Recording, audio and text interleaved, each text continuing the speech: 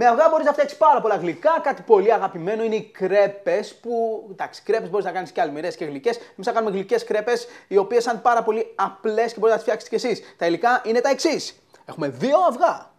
Έχουμε 125 γραμμάρια αλεύρι. Έχουμε 300 ml, περίπου 1 τρίτο του λίτρου γάλα. Λίγο αλάτι, περίπου μισό κουταλάκι του γλυκού. Αυτό είναι κόκκινο αλάτι. Και έχω πολύ λίγη άχνη ζάχαρη, έτσι λίγο για να γλυκίσει η ζύμη. Δεν χρειάζεται να το βάλετε αυτό, αλλά εμείς θα βάλουμε. Η διαδικασία είναι απλή. Βάζουμε πρώτα το αλεύρι στο μπολ. Προσθέτουμε λίγο το αλάτι για να πάρει γεύση. Προσθέτουμε επίσης λίγο την άχνη ζάχαρη, λίγο για να γλυκίσει. Δεν είναι απαραίτητο αυτό. Ανακατεύουμε πρώτα αυτά. Και ανοίγουμε τώρα μια τρύπα στη μέση. Όχι τρύπα στο νερό, τρύπα στο αλεύρι. Και βάζουμε τα αυγά. Τα αυγά πρέπει να είναι στη θερμοκρασία δωματίου.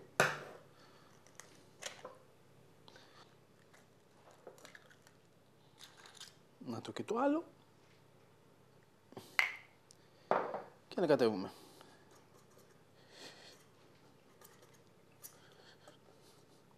Αν τα αυγά μας είναι μεγάλα, μπορεί να χρειαστεί να βάλουμε λίγο λιγότερο γάλα. Γιατί συνήθως στις συνταγές σας λέμε βάλτε 1 αυγό, 2 αυγά, αλλά υπάρχουν μικρά, μέτρια και τεράστια αυγά. Οι περισσότερες συνταγές λένε για μέτρια αυγά, αλλά είναι καλό να βεβαιώνεσαι. Το καλύτερος τρόπος για να μετράς το αυγό είναι με γραμμάρια. Άρα δεν είναι ότι καλύτερο να ζυγίσεις αυγά.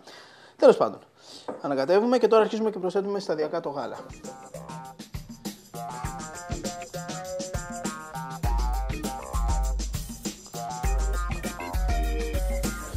Και τώρα, ένα πολύ απλό tip, μια έξυπνη συμβουλή μπορείτε να κάνετε, είναι να πάρετε ένα σουρωτήρι και να στραγγίσετε λίγο το κουρκούτι αυτό της κρέπας για να βγει πιο λίο και το αποτέλεσμα να είναι πολύ καλύτερο. Έτσι θα μείνουν έξω πιθανά σβολάκια που έχει κάνει το αλεύρι. Σβολάκια, όπως λέγονται τέλος πάντων.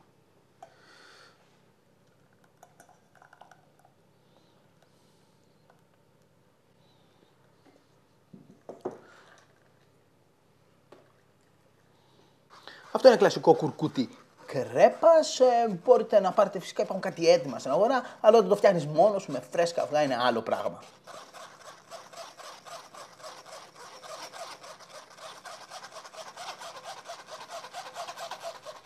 Αυτή εδώ η ποσότητα βγάζει 12 μεγάλες λεπτές κρέπες. Για να φτιάξεις τέτοιες λεπτές μεγάλες κρέπες, αυτές που έχει έξω τα μαγαζιά της κρεπερί, πρέπει να έχεις το σκεύος. Γιατί αν πας να τις κάνεις σε κανονικό τηγάνι, θα είναι πολύ δύσκολο μετά να τις γυρίσεις.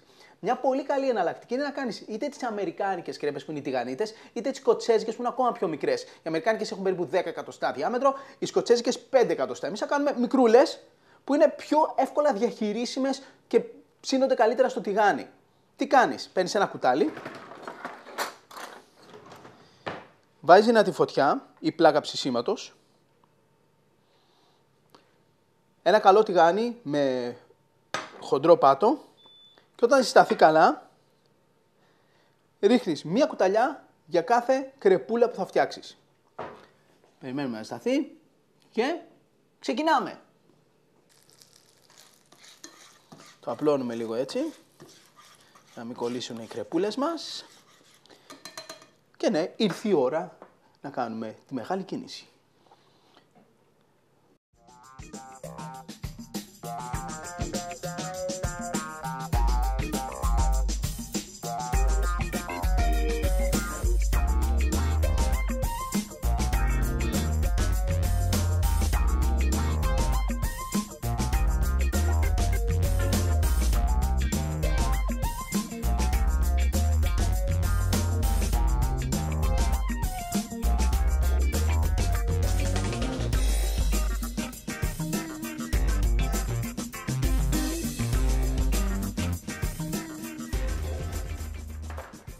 Μικρά κρεπουλάκια, τηγανιτάκια.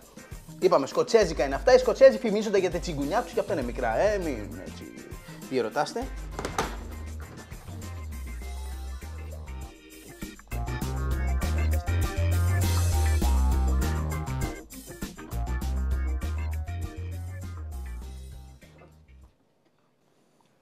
Τέλεια.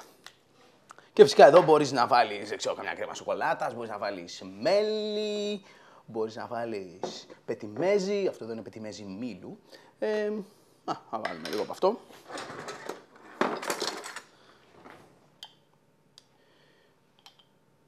Στη μέση. Ωραία, τέλειο είναι.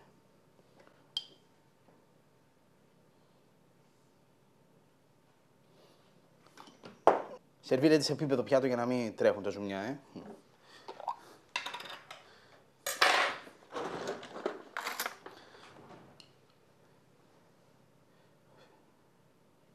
Δύο με μέλι.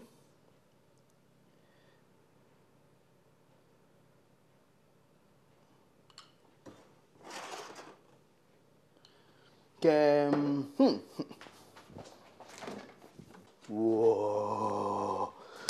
Και ένα χειροποίητο γλυκό Ικαρίας κεράσι. Παράδεισος.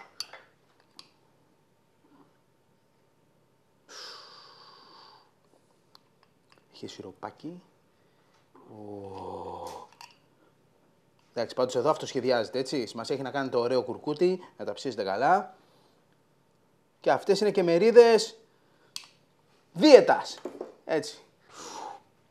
Wow. Λοιπόν, σαν τάμνος δίσκος με κερασάκι από πάνω. Πάρα πολύ ωραίο. Μπουκίτσα, κρεπούλα. Φτιάξτε το κι εσείς. Καλή όρεξη, καλή δύναμη, καλό μαγείρεμα. Γεια!